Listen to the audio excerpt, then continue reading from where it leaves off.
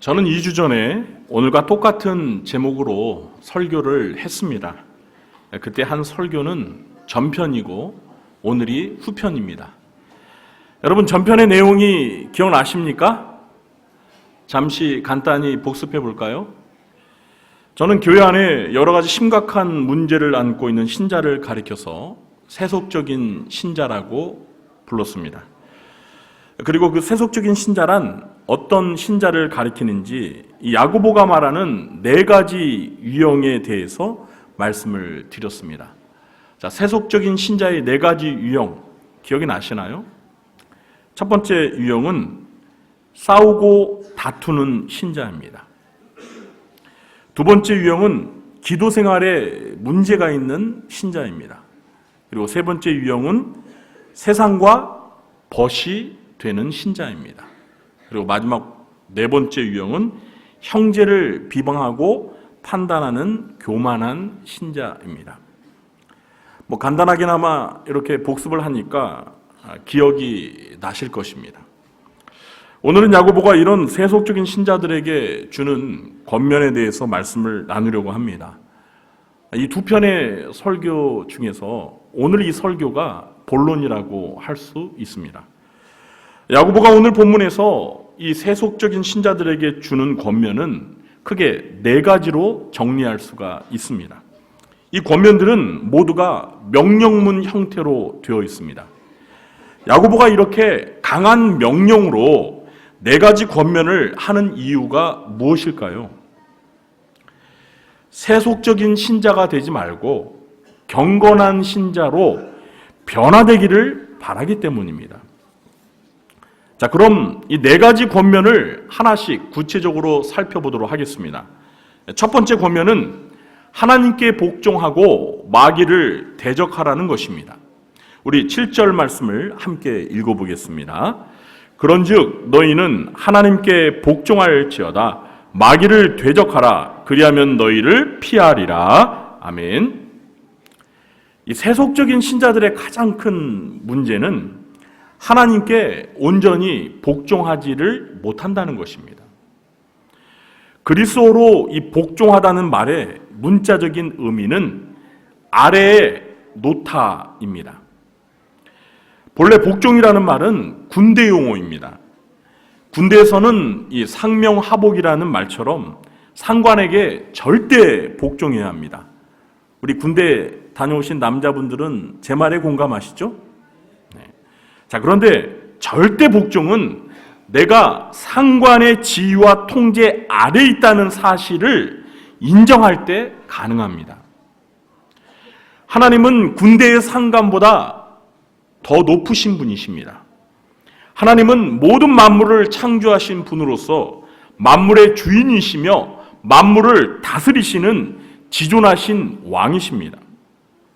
그러므로 신자들은 하나님께서 나의 주인이시며 왕이시라는 사실을 인정하고 마땅히 하나님의 뜻과 명령에 무조건 복종해야 합니다. 그러나 세속적인 신자들은 이 하나님의 뜻보다는 자기의 뜻을 더 주장하려 하기 때문에 하나님의 명령에 온전히 복종하지를 못합니다.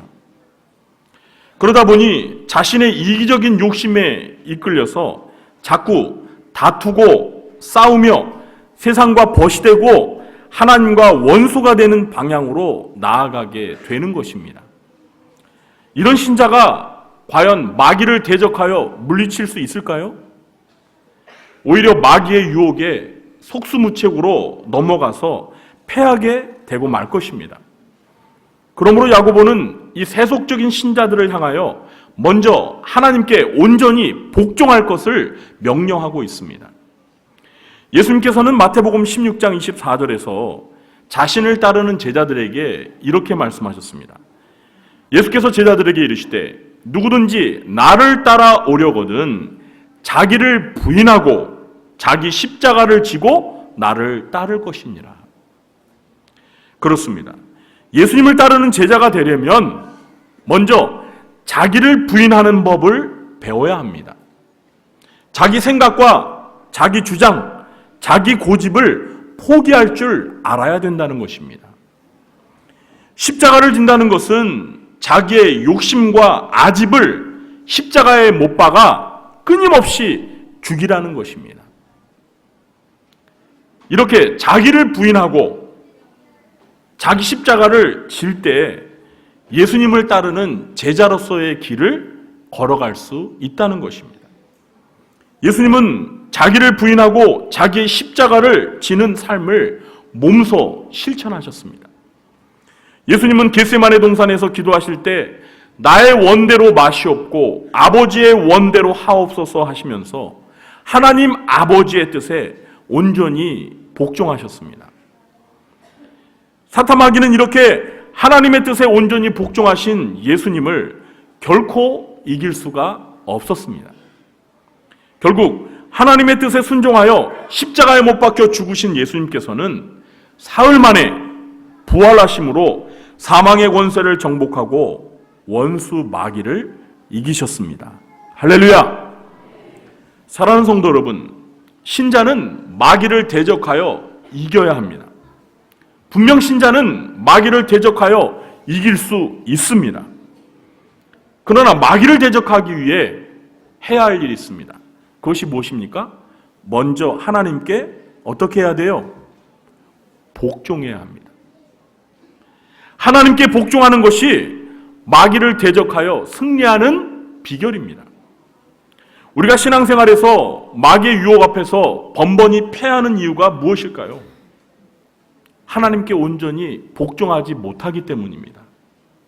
사랑하는 성도 여러분, 순종이 능력인 줄 믿으시기 바랍니다. 여러분, 마귀가 무서워하는 신자가 어떤 신자입니까? 하나님께 순종을 잘하는 신자입니다. 야고보는 우리가 하나님께 복종하고 마귀를 대적하면 마귀가 어떻게 한다고 그래요? 피할 것이라고 말하고 있습니다. 여기서 피한다는 말은 달아나다, 도망치다 라는 의미입니다. 마귀는 하나님께 복종을 잘하는 자가 자기를 대적하면 무서워서 도망쳐버리고 맙니다.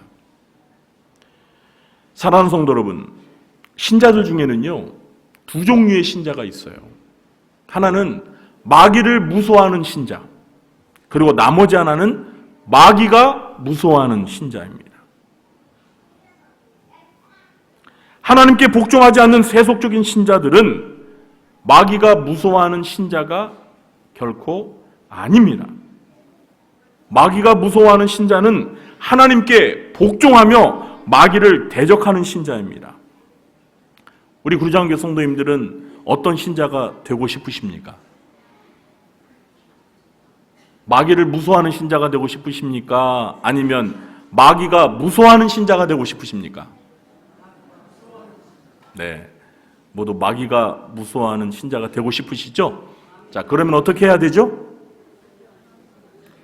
하나님께 온전히 복종하고 마귀를 대적하면 되는 것입니다.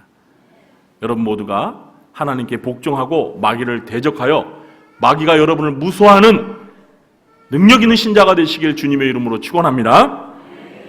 두 번째 권면은 하나님을 가까이 하라는 것입니다. 야고보는 세속적인 신자는 기도에도 관심이 없고 가늠하는 여인들처럼 세상과 벗이 되고자 한다고 했습니다. 하나님은 우리 속에 거하시는 성령이 시기하기까지 우리를 사랑하시는데 세속적인 신자들은 그 사랑을 저버리고 세상과 친구처럼 가까이 지내며 스스로 하나님과 원수가 되고자 한다고 했습니다. 야고보는 이런 세속적인 신자들을 향해 8절에서 두 번째 권면을 합니다. 제가 읽어보겠습니다. 하나님을 가까이 하라. 그리하면 너희를 가까이 하시리라. 아멘. 여기에서 가까이 하라는 말은 가까이 다가가라는 말입니다. 누구에게 가까이 다가가라고요? 하나님께 가까이 다가가라는 거예요. 사랑하는 성도 여러분, 여러분은 하나님을 얼마나 가까이 하십니까? 제가 이 질문을 이렇게 다시 바꿔서 물어보겠습니다. 여러분은 하루의 삶에서 하나님과 얼마나 교제하는 시간을 가지십니까? 왜 대답이 없어요? 하루의 삶에서 얼마나 하나님과 교제하는 시간을 가지시냐고요. 사람과 사람의 관계도 가까워지려면 자주 만나서 서로 보며 대화를 많이 나누어야 합니다. 제 말이 맞으면 아멘 하시기 바랍니다. 그렇죠? 영어에 이런 말이 있죠. Out of sight, out of mind. 눈에서 멀어지면 마음에서도 멀어진다는 거예요. 그러니까 마음에서 멀어지지 않고 이 마음이 가까워지려면 어떻게 해야 돼요? 자주 만나서 봐야 돼요. 자주 만나서 함께 마주보며 함께 시간을 보내면서 대화를 나눌 때 가까워지는 거예요. 세속적인 신자들은 하루를 살면서 하나님과 가까워지기 위해 말씀을 묵상하고 기도하는 시간을 삶의 최우선 순위로 삼지를 않습니다. 그들은 그저 세상과 벗이 되려고 세상적인 일에만 몰두합니다. 세속적인 신자들은 TV 시청과 여가 그리고 취미생활에 과도한 시간을 쏟아붓습니다. 물론 이런 것을 하는 자체가 죄는 아닙니다. 그러나 세속적인 신자들의 삶에서 하나님께 가까이 다가가려는 노력이 없이 이런 시간들로 대부분을 채운다는 것이 문제인 것입니다. 하나님을 가까이 하라는 말은 단지 하나님과 물리적인 시간을 많이 보내라는 말이 아닙니다. 하나님을 가까이 하라는 것은 하나님을 더욱 사랑하라는 말입니다. 여러분, 누군가와 아무리 오랜 시간을 함께 보낸다 하더라도요, 그를 사랑하는 마음이 없으면요, 그와 함께하는 그 오랜 시간이 지루하고 부담스럽기만 합니다. 제 말이 맞으면 아멘 하시기 바랍니다. 그렇죠? 사랑하지도 않는데 그 사람이랑 하루 종일 있어 보세요. 그것도 얼굴을 마주하고. 뭐 겉으로는 그렇지만 참 곤혹스러워요. 그러나 누군가를 마음으로 정말 사랑하면 그와 함께하는 시간은 조금도 아깝지 않습니다. 오히려 항상 함께하는 시간이 부족하게 느껴지기만 합니다. 고개를 끄덕이신 분들 한 분도 안 계시네. 아마 제 말에 공감하실 거예요. 사랑하는 성도 여러분, 하나님을 가까이 하십시오. 야고보는 세속적인 신자는 세상과 벗이 되려고 하나님과 원수처럼 멀어지려고 한다고 했습니다. 시편 73편 27절과 28절에 이런 말씀이 있습니다. 잘 들어보세요. 무릇 주를 멀리하는 자는 망하리니 음녀같이 주를 떠난 자를 주께서 다 멸하셨나이다. 하나님께 가까이함이 내게 복이라. 아멘. 그렇습니다. 하나님을 멀리하고 세상과 가까워지려고 하는 신자는 불행해질 것입니다.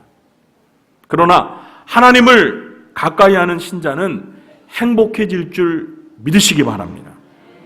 야고보는 오늘 말씀에서 우리가 하나님을 가까이하면 하나님께서도 우리를 가까이 하신다라고 말하고 있습니다. 다가오는 2020년에는 여러분들 모두가 하나님을 가까이 하셔서 하나님께서도 여러분을 가까이 하나님이 특별히 여러분을 사랑하시고 복을 베풀어 주시길 주님의 이름으로 축원합니다.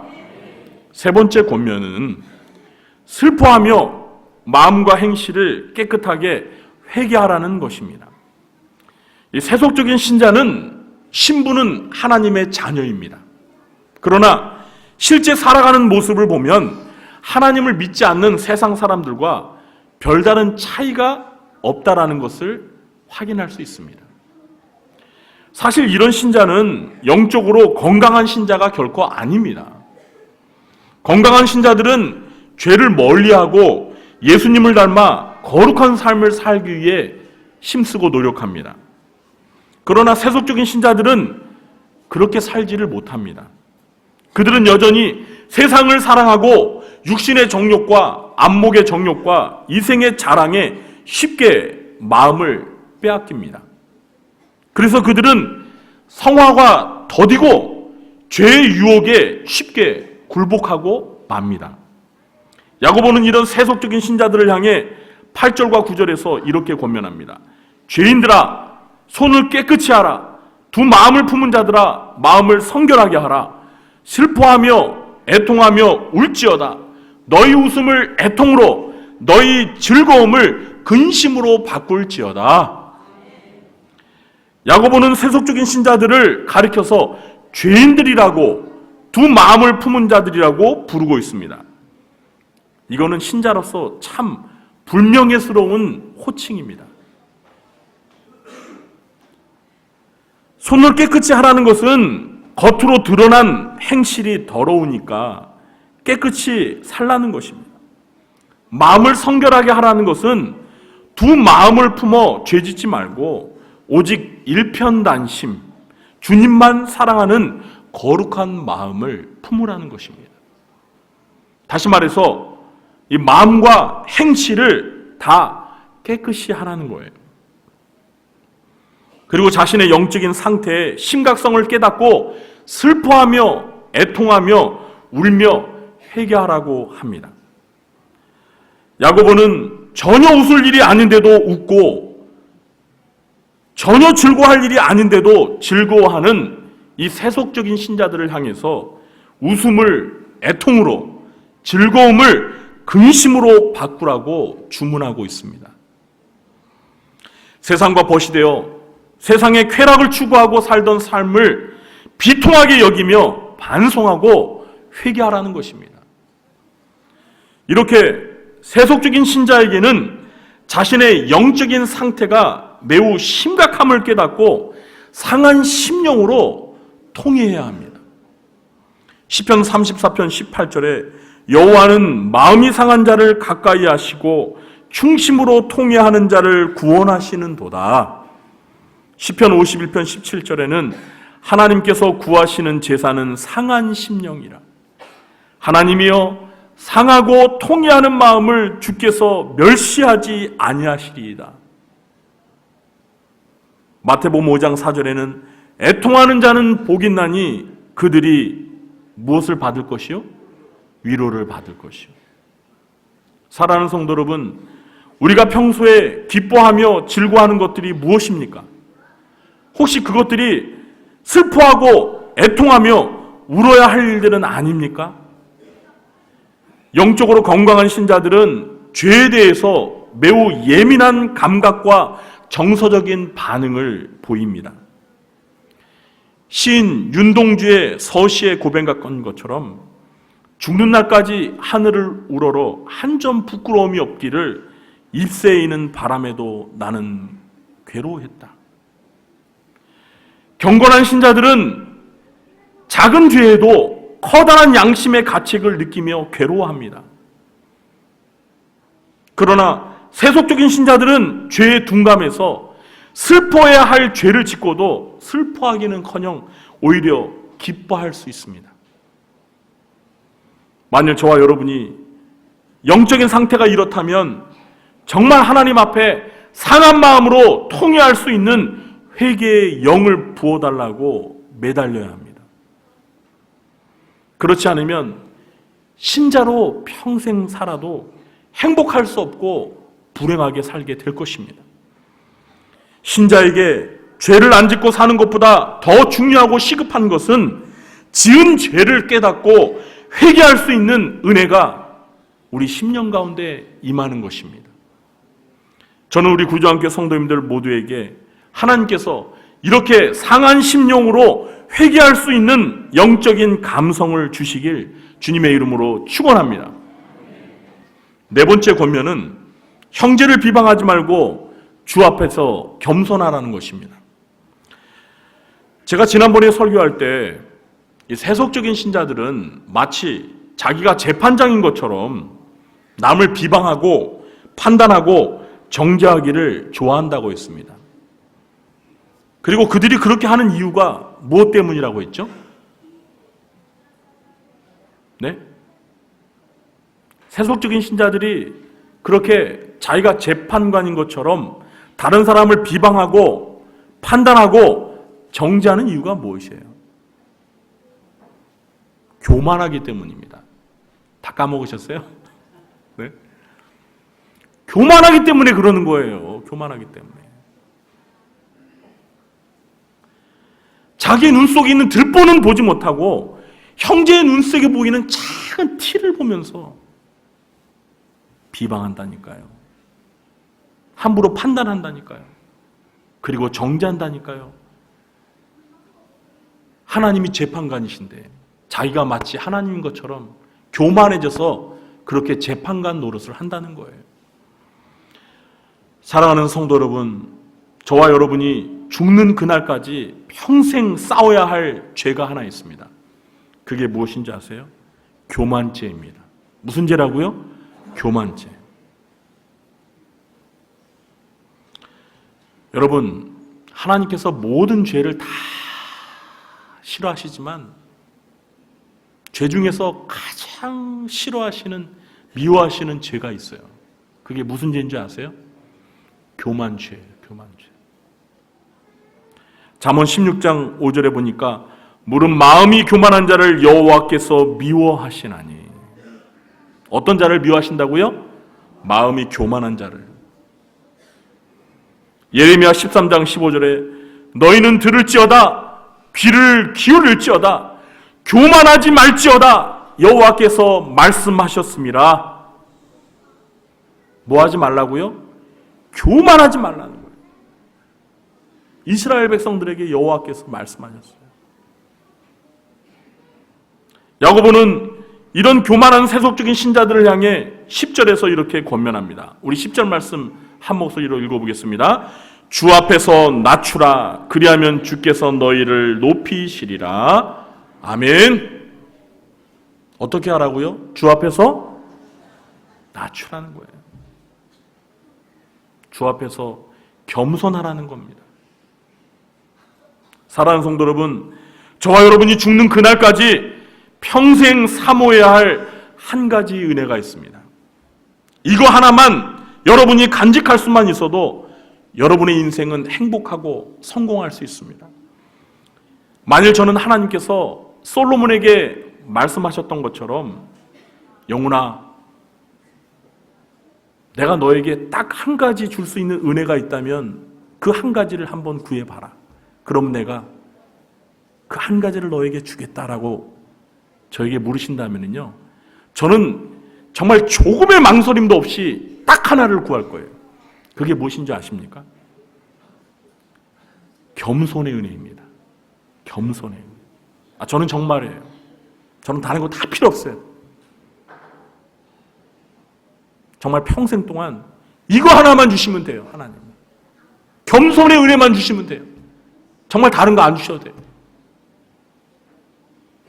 사랑하는 성도 여러분, 제가 성경을 읽으면서 깨달은 것은 겸손은 모든 은혜의 기초입니다. 겸손은 모든 은혜의 통로입니다. 그리고 겸손은 모든 은혜의 최고봉입니다. 이때 아멘 하셔야죠.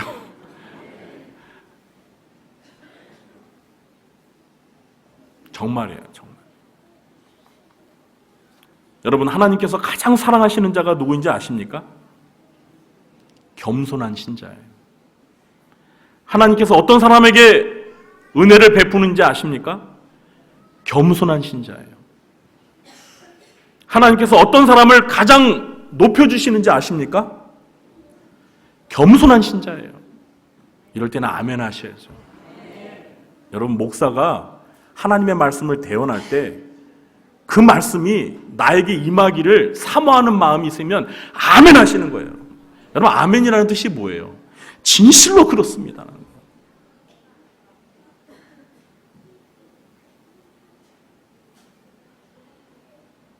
목사가 설교하면서 물론 실수할 수 있어요.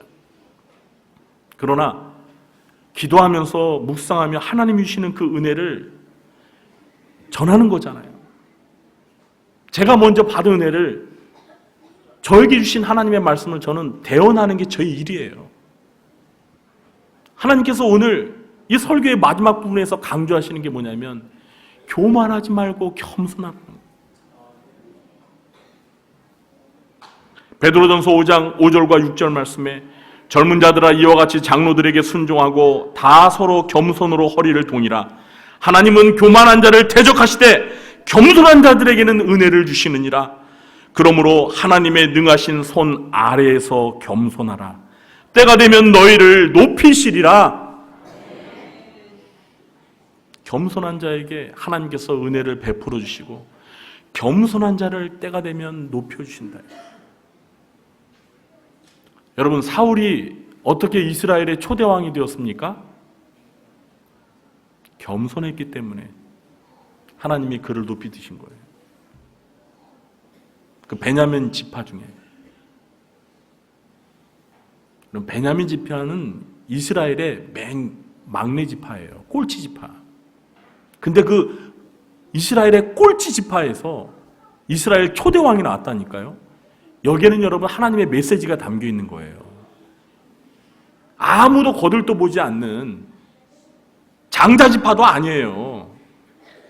막내 지파에서 하나님이 이스라엘의 초대왕을 세우셨다는 것은 겸손한 자가 이스라엘의 왕이 될 수 있다는 것을 상징적으로 말씀하시는 거예요. 그런데 사울이 교만해지니까 하나님은 어떻게 하셨어요? 예? 내리시잖아요.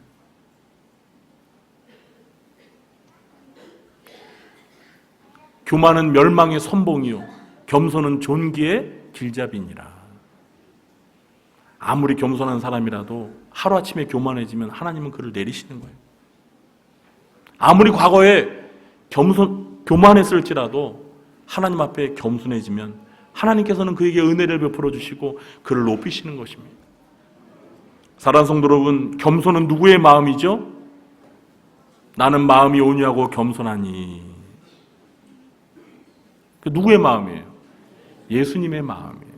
그렇기 때문에 겸손한 신자는 예수님의 마음을 가진 예수님을 닮은 신자인 줄 믿으시기 바랍니다. 야고보의 권면대로 교만한 세속적인 신자가 겸손해질 수만 있다면 그는 더 이상 세속적인 신자가 아니라 세계적인 신자가 될 수 있습니다. 저는 우리 구리조항교회 성도님들 모두가 다가오는 2020년에는 다른 은혜보다도 먼저 겸손의 은혜를 사모하시고 구하시기를 주님의 이름으로 권면합니다. 이제 말씀 맺겠습니다. 오늘은 세속적인 신자들에게 주는 4가지 권면에 대해서 말씀을 드렸습니다. 그런데 사실 이 4가지 권면은 세속적인 신자에게만 주어지는 권면이 아니에요. 모든 신자들에게도 공통적으로 주어질 수 있는 매우 중요한 말씀입니다. 여러분, 야고보가 오늘 본문에서 말한 4가지 권면이 무엇이라고요? 하나님께 복종하고 마귀를 대적하라. 하나님을 가까이 하라. 슬퍼하며 마음과 행실을 깨끗하게 회개하라. 그리고 마지막으로 형제를 비방하지 말고 주 앞에서 겸손하라. 이 4가지 권면을 마음에 잘 간직하고 실천하셔서 신앙이 성숙한 신자가 되시길 주님의 이름으로 축원합니다.